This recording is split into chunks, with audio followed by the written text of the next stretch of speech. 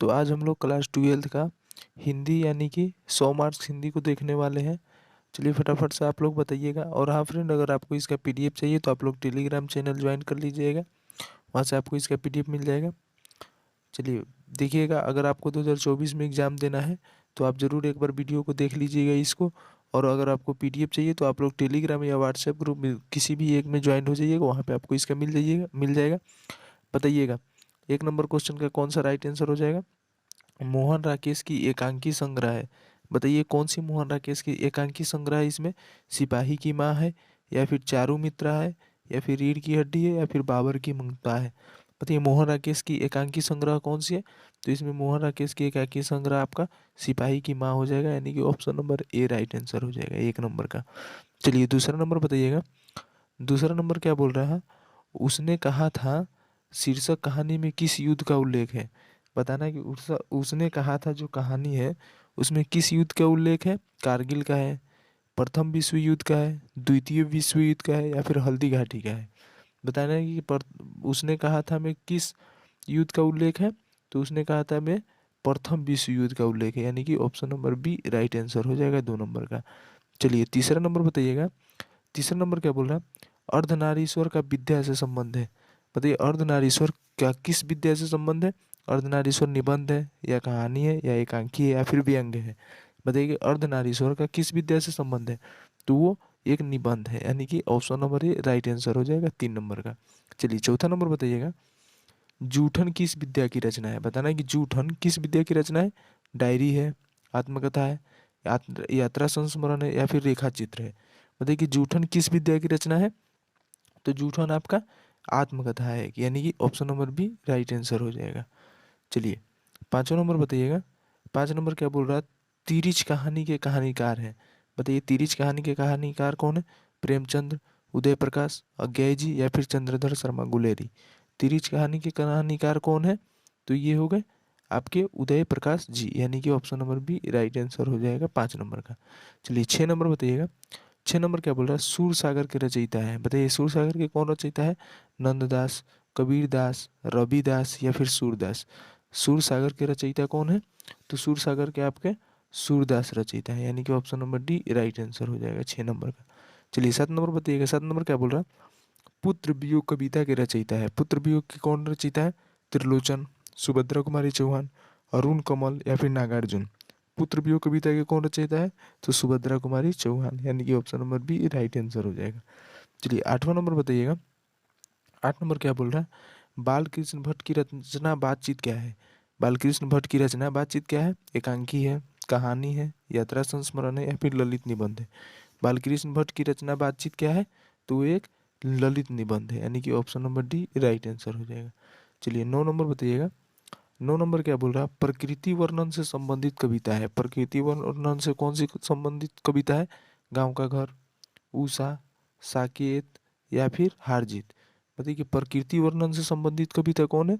तो प्रकृति वर्णन से उषा संबंधित है, यानी कि ऑप्शन नंबर भी राइट आंसर हो जाएगा। चलिए 10 नंबर बताइएगा। 10 नंबर बोल रहा है हंसते हुए मेरा अकेलापन के लेखक कौन है? हंसते हुए मेरा अकेलापन के लेखक कौन है?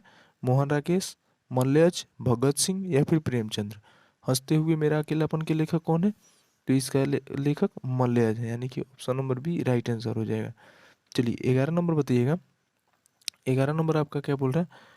परगीत और समाज साहित्य की किस विद्या की रचना है? बताइए परगीत और समाज क्या क्या है? आलोचनात्मक निबंध, ललित निबंध, आत्मकथा, या फिर निबंध? परगीत और समाज साहित्य की किस विद्या की रचना है?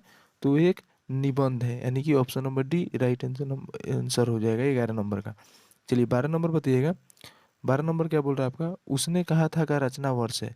उसने कहा था इसका कब रचना वर्ष है? 1915, 1951, 1961, या फिर 1945?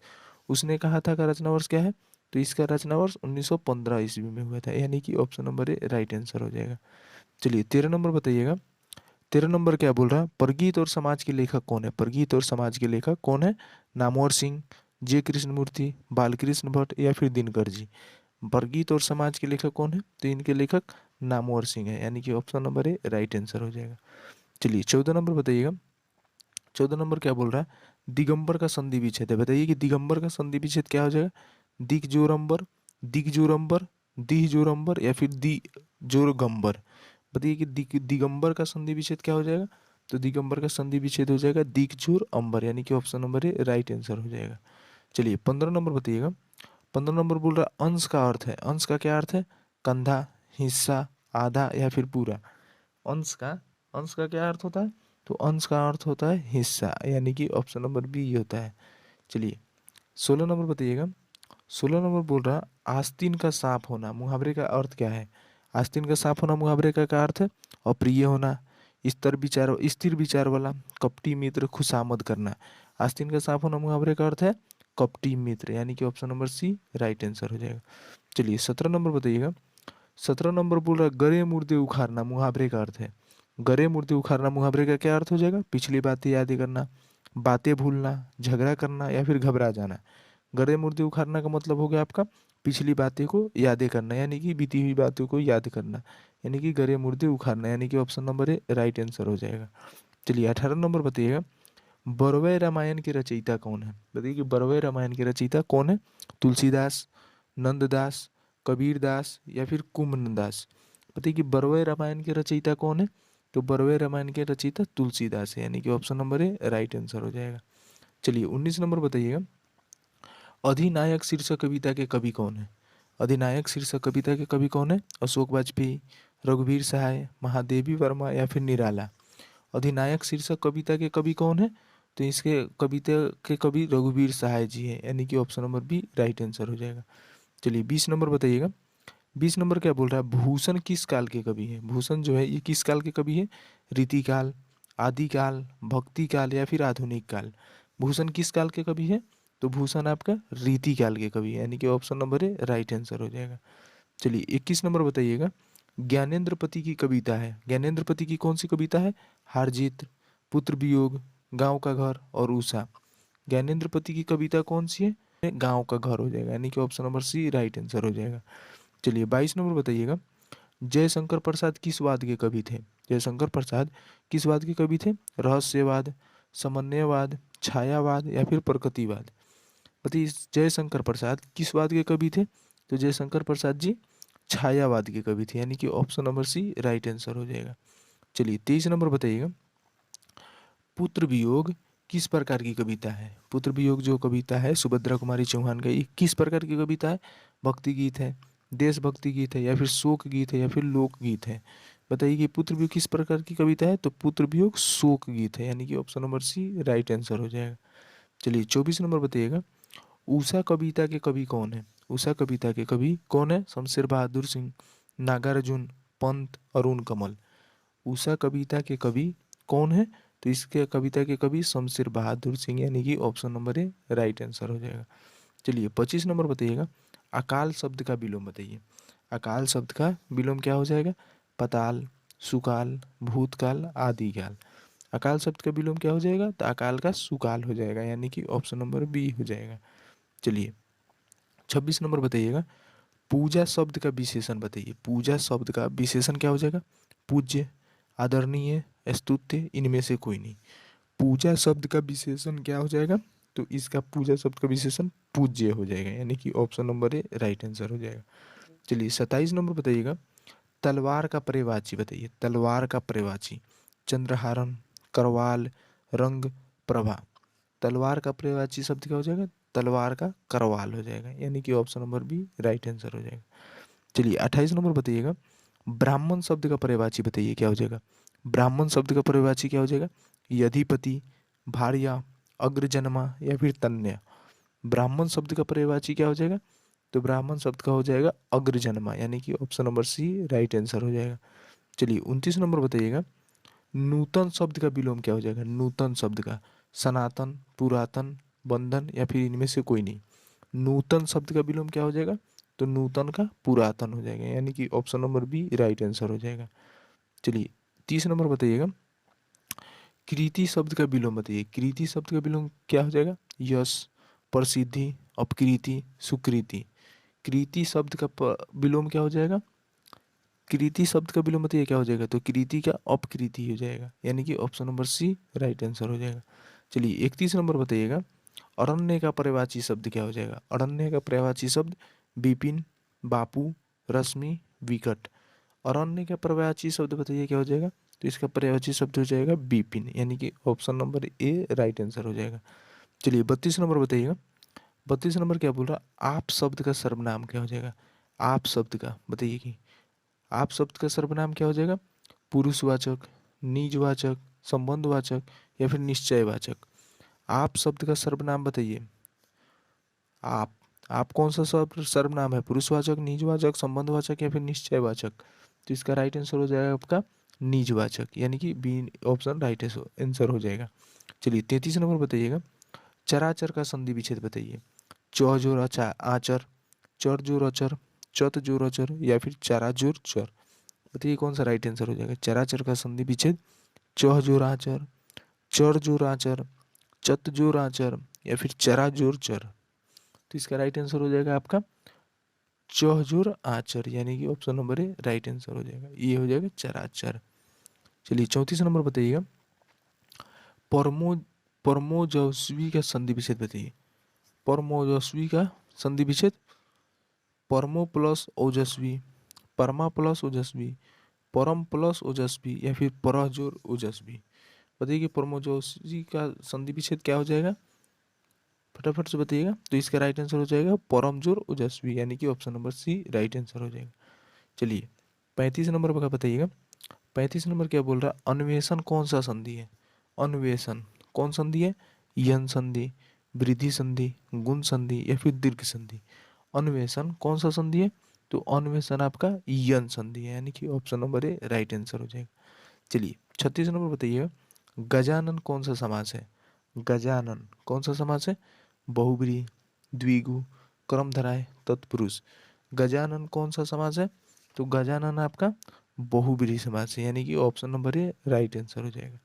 चलिए 37 नंबर बताइएगा। यज्ञशाला कौन सा समास है।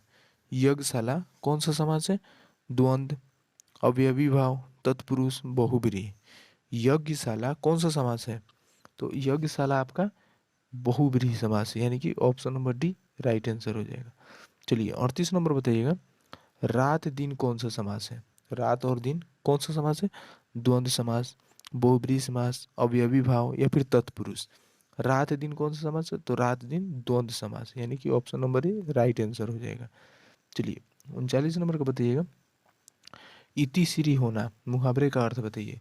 इतिश्री होना, शुरू होना, समाप्त होना, तैयार होना या फिर अटल रहना। इतिश्री होना मुहावरे का अर्थ क्या हो जाएगा, तो इसका मुहावरे का अर्थ हो जाएगा समाप्त होना, यानी कि option number B right answer हो जाएगा। चलिए 40 नंबर बताइएगा। तलवे चाटना मुहावरे का अर्थ क्या हो जाएगा। तलवे चाटना मुहावरे का अर्थ क्या है, खुशामद करना, प्रशंसा करना, झगड़ा करना, भला बुरा कहना। तलवे चाटना मुहावरे का अर्थ क्या हो जाएगा, तो तलवे चाटना मुहावरे का अर्थ हो जाएगा खुशामद करना, यानी कि option number A right answer हो जाएगा। चलिए 41 नंबर बताइएगा। ढोल पीटना मुहावरे का अर्थ बताइए। ढोल पीटना मुहावरे का अर्थ क्या हो जाएगा, बहुत लाभ होना, जोर से कहना, भाग्य पलटना, इधर उधर भटकना। ढोल पीटना मुहावरे का अर्थ हो जाएगा आपका जोर से कहना, यानी कि option number B right answer हो जाएगा। चलिए 42 नंबर बताइएगा। चक्रपाणी कौन सा समास है। चक्रपाणी कौन सा समास है, बहुब्रीहि समास, द्वंद्व समास, द्विगु समास या फिर इनमें से कोई नहीं। चक्रपाणी कौन सा समास है, तो चक्रपाणी आपका बहुब्रीहि समास है, यानी कि option number A right answer हो जाएगा। चलिए 43 नंबर बताइएगा। कमल नयन कौन सा समास है। कमल नयन कौन सा समास है, अवयवी भाव, तत्पुरुष, कर्मधारय, द्विगु।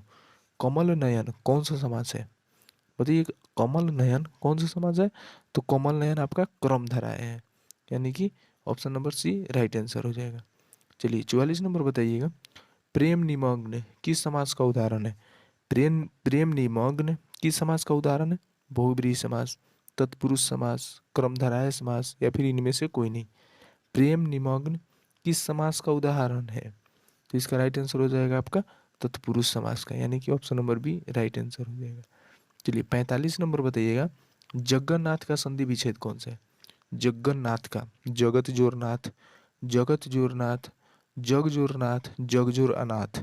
जगन्नाथ का संधि विच्छेद बताना है, जगन्नाथ। तो इसका राइट आंसर हो जाएगा आपका जगत जोर नाथ, यानी कि option number B right answer हो जाएगा।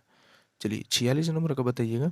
जगदीश का संधि विच्छेद बताइए। जगदीश का संधि विच्छेद, जगत जोरीस, जगत जोरीस, जग जोरदीस, जग जोर ईस। बताइए कि जगदीश का संधि विच्छेद कौन सा हो जाएगा इसमें से? तो जगदीश का हो जाएगा जगत जोर ईस, यानी कि option number A right answer हो जाएगा। चलिए 47 नंबर बताइएगा, पवित्र का संधि विच्छेद कौन सा हो जाएगा? पलजोरित्र, पोजोरित्र, पजोरित्र या फिर पबिजोर। पवित्र का संधि विच्छेद इसमें से कौन सा हो जाएगा? जिसका राइट आंसर हो जाएगा पोजोर इत्र, यानी कि option number B right answer हो जाएगा। चलिए 48 नंबर बताइएगा, उच्छ्वास का संधि विच्छेद बताइए कौन सा हो जाएगा? उच्छ्वास, उच्च जोर श्रवास, उच्च जोर श्रवास, उच्च जोर वास या फिर उच्छ्व जोर से। उच्छ्वास का संधि विच्छेद कौन सा हो जाएगा? तो आपका हो जाएगा उत जोर श्रवास, यानी कि option number A right answer हो जाएगा। चलिए 49 नंबर बताइएगा, वांग्मय का संधि विच्छेद बताइए कौन सा हो जाएगा? वांग्मय, वागजुर्मय, वागजुर्मय, वागजुर्मय या फिर वांगुजुर्मय। बताइए कि वांग्मय का संधि विच्छेद कौन सा हो जाएगा? तो वांग्मय का आपका संधि विच्छेद हो जाएगा वाकजुर्मय, यानी कि option number A right answer हो जाएगा। चलिए 50 नंबर बताइएगा, उत्कर्ष का विलोम कौन सा हो जाएगा? उत्कर्ष का विलोम क्या हो जाएगा? प्रमोदकर्ष, अपकर्ष, विकर्ष, इनमें से कोई नहीं। उत्कर्ष का विलोम कौन सा हो जाएगा? तो आपका राइट आंसर हो जाएगा अपकर्ष, यानी कि option number B right answer हो जाएगा। चलिए अगर किसी भी क्वेश्चन में आपको डाउट रहता है फ्रेंड, तो आप लोग इस नंबर पे मैसेज करके पूछ सकते हैं, आसानी से आपको आंसर वहाँ पे मिल जाएगा। चलिए फ्रेंड, आप लोग ज़रूर लाइक कर दीजिएगा, सब्सक्राइब कर लीजिएगा एंड शेयर भी ज़रूर कर दीजिएगा, ताकि सब कोई देख ले, आपके जितने भी दोस्त सारे हैं। और हाँ फ्रेंड, आपको यूट्यूब या टेलीग्राम चैनल पे जाके ये नाम सर्च कीजिएगा तो आ जाएगा चैनल, आप लोग सब्सक्राइब फॉलो कर लीजिएगा। ओके फ्रेंड्स, फिर मिलते हैं अगले वीडियो में, तब तक के लिए बाय बाय।